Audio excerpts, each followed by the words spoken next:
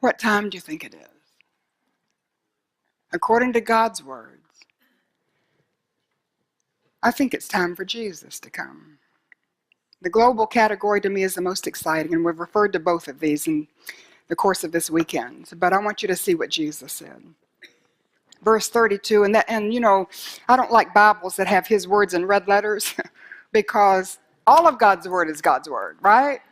But there's something about the words of Jesus that's sort of like it's a verily, verily. You know, I just want to take note. This is Jesus saying in verse 32, now learn this lesson from the fig tree. As soon as its twigs get tender and its leaves come out, you know that summer is near. Even so, when you see all these things, you know that it's near, right at the door. I tell you the truth. This generation will certainly not pass away until all these things have happened. Heaven and earth will pass away, but my words will never pass away.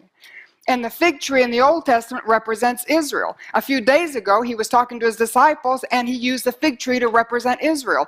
I believe in this parable, the fig tree represents Israel. And he's saying Israel would be dormant. She wouldn't have any leaves. From 70 AD to 1948, Israel was dormant. She had no leaves. There was no life there. She didn't exist as a nation.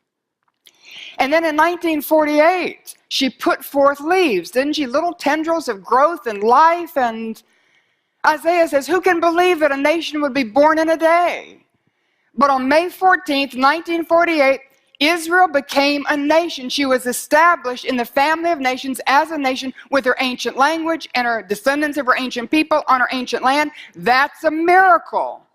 And we're so used to knowing about Israel, we don't stop to think of the phenomena that her existence is only God could put her there. The incredible thing for me that makes this very personal, I was born in May 1948. And I believe that if I live out my natural lifetime, I will live to see the return of Jesus, because he said the generation that sees this take place, the generation that sees the rebirth of the nation of Israel, is the generation that's the last. So look up.